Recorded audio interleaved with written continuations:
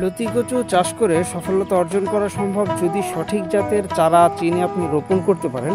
তাহলে মাত্র এই যে আমি যে জমিটাতে আছি, এটা এক ছোট ভাইয়ের রোপণকৃত জমি। মাত্র 33 দিন গাছগুলোর বয়স। তার ভিতরেই কিন্তু আজকে লক্ষ্য করলাম বেশ কিছু গাছে লতি দেখা যাচ্ছে। এই যে দেখতেছেন, আজকে ছোট ভাইয়ের জায়গাটা দেখতে আসছিলাম, তা মোটামুটি আমার দর্শকদের উদ্দেশ্য একটু দেখানোর জন্য চেষ্টা করতেছি। মাত্র 33 দিন বয়সেই কিন্তু বেশ কিছু গাছে ফলন চলে আসছে। 45 দিনের ভিতরেই ইনশাল্লাহ সকল গাছেই ফলন পাওয়া সম্ভব। এই যে দেখতেছেন বেশ কিছু গাছে কিন্তু আমরা লতি দেখতে পাচ্ছি। এটা হলো যশোরের লতিরাজ। অনেকে আবার প্রশ্ন করে যে ভাই এটা চাষ করতে গেলে সবসময়ের জন্য পানি রাখা লাগবে কিনা। আসলে সবসময়ের জন্য পানি রাখা লাগে না, তবে মোটামুটি নরম রাখতে হয়। এই জমিটা কিন্তু নরম আছে, আপনারা দেখলে হয়তো বুঝতে পারতেছেন। জায়গাটা নরম আছে, আর ম্যাক্সিমাম গাছগুলোতেই আমরা দেখছি 2টা একটা করে লতি বের হয়েছে বেশ কিছু গাছেই।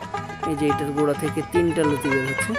তো যারা আছেন এই ধরনের চাষ করতে আছেন, যেহেতু ধান চাষের পরেই কিন্তু নতুনভাবে আবার ফসলের জমিগুলো ফাঁকা অবস্থাতে আসবে, আর সামনে রোজার ভিতরে লতির ফলনটাও ভালো থাকে, আবার দামটাও ভালো থাকে।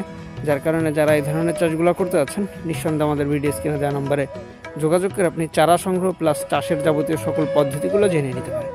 সবাই ভালো থাকবেন, আল্লাহ হাফেজ।